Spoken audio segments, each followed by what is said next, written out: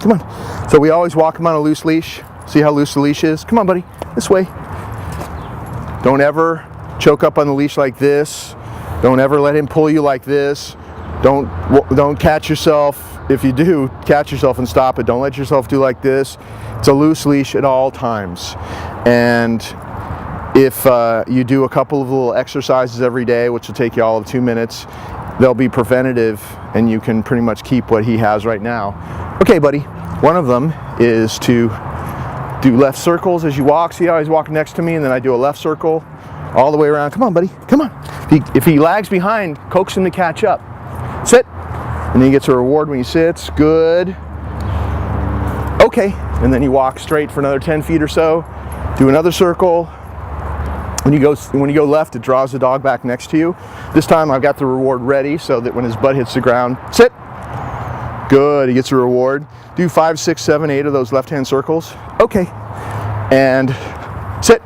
Teaches the dog, good boy, to walk right next to you, loose leash at all times. The most you're doing at any time is when you start to slow down. Like if you're going to slow down to have him sit, or if you're going to slow down to make a turn, one pop like that. Literally, it's just like that.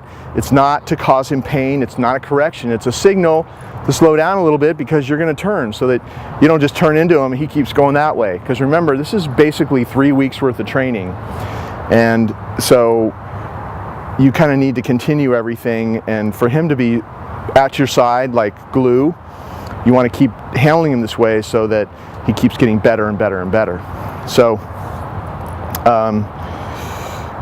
the other thing you can do is, okay, sit, good, okay, sit, good, okay, sit, good, okay, sit, good. On the fourth one, I gave him some food. But that's how I phase out the food. Eventually, I just start petting him every other time, and petting him, maybe just rewarding him every 4th or 5th or 6th time. I don't need food at all to have him do any of the stuff, no.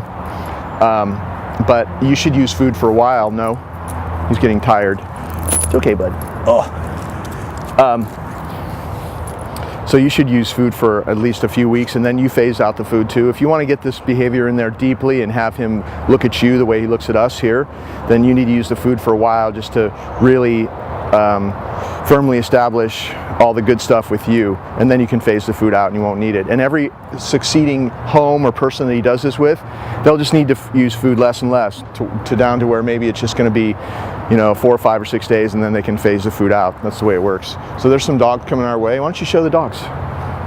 Coming right to us. Down. Since I know he's kind of tired, I'm going to allow him to be in a down stay. You can walk right past us if you want. Good boy. And I just have a little piece of food that I'm going to reward him with. How good is that? Good boy. Very good. That's a pretty fluffy dog. That's a good boy. So practicing your downstays whenever the world, life comes upon you like that is great practice. As long as you're sure you can handle something. Don't try to go into something that's too much for you to handle. But if you're sure that you can control him in certain situations like that, then go for it. And it just makes him better every time when you have a success. Okay.